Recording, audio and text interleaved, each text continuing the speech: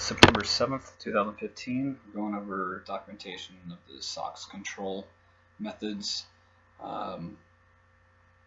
within the SOX Act. For all of our documentation, we prepare a flowchart which describes the process, and we prepare something called a risk and control matrix. And a risk and control matrix is really simple. It's just a spreadsheet that could be done in software, but it's easier to think of as a spreadsheet. So you've got your Excel spreadsheet, and I'm going to make it real simple. It's not that simple, but I'm going to make it simple. So you got the risks, and you got the controls.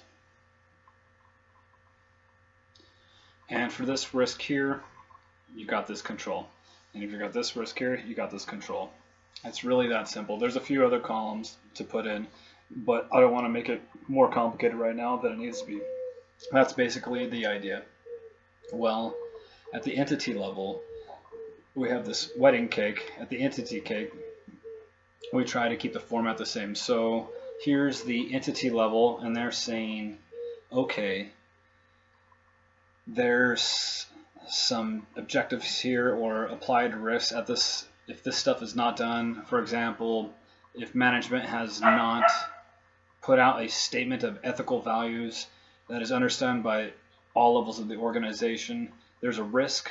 The risk is management is not communicating at an ethical standard for the company.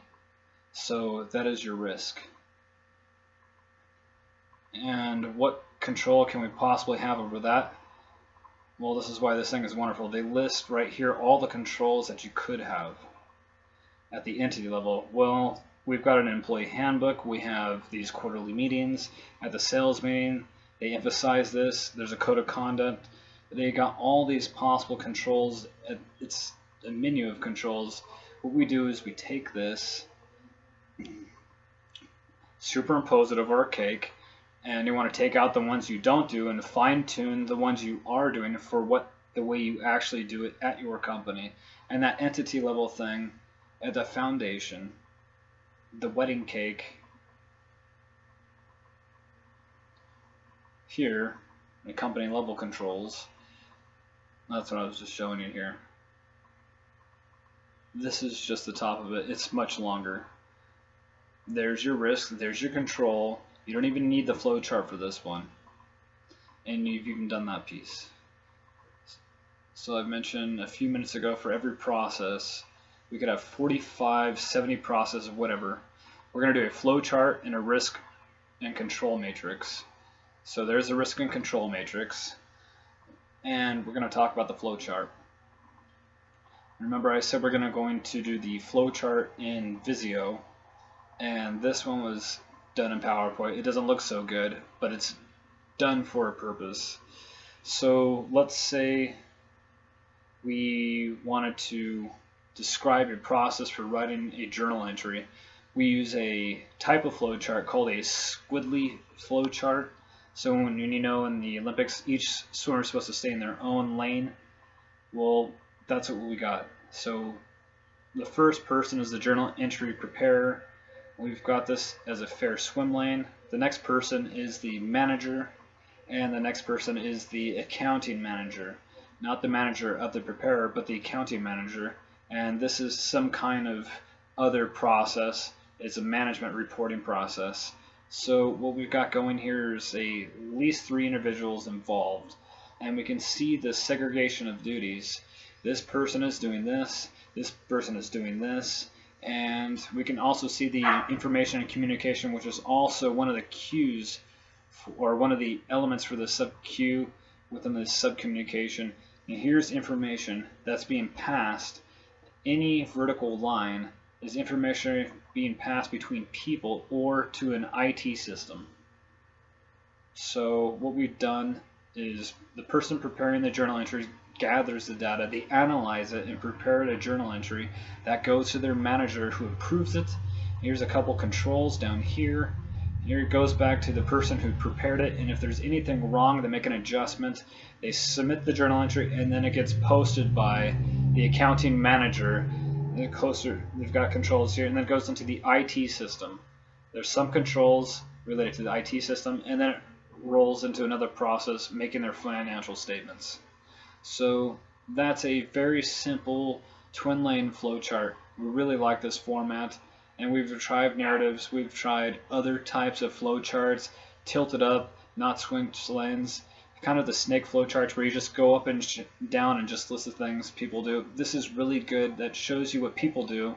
And if I were looking at this flowchart for an appearances, it looks kind of balanced. It looks kind of like the controls are split up amongst the different people. There's enough people involved in the process, and the flow process is flowing from the upper left to the lower right. It works. Okay, this is a real flow chart. And we've done it with the engagement. We've sanitized this. This is with the accounts payable cycle, not just the process. We're able to get it all into one page because the company does not use purchase orders. So the requisition and purchasing we didn't have. So we can see a flowchart from the upper left to the lower right. The controls up here are distributed evenly, even though accounts payable performs a lot of controls. We have more controls towards the end of the process and at the beginning of the process, which is a good thing because you have controls over here. As I said earlier, you could have a lot of things go wrong earlier after the job's performed. That's also a good design. Also, you'll notice the controls have numbers. So you see EXP01, you'll see OXP09, OXP02. Those two are referring to the written controls that's over here on the risk and control matrix. This is the risk and control matrix. Here's EXP01, EXP02. This is the easy way. This is the real way. This spreadsheet was wrapped around here and put down here because it couldn't fit over here, so I just cut it and put it down below. But to put it basically, it's the same thing. Here's the risk, here's the processor's name, here's the control. Here's the control number, and here's the description what the control is. Basically just the same thing that's over there. And these numbers will just cross over to the flowchart.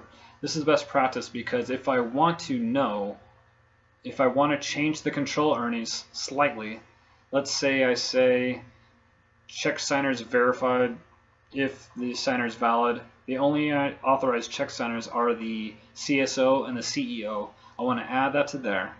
Then I don't have to go out and change my flowchart. It's still got the numbers. I'm just saying that I'm just clarifying the wording a little bit. I don't have to go and change the flowchart. The flowchart's already got the flow with the number and a reference on there. And I can just refer to here, or they can refer to there to see. I've seen a lot of formats and they've taken a lot of this and pasted a lot on the bottom of the flowchart. It doesn't seem to work.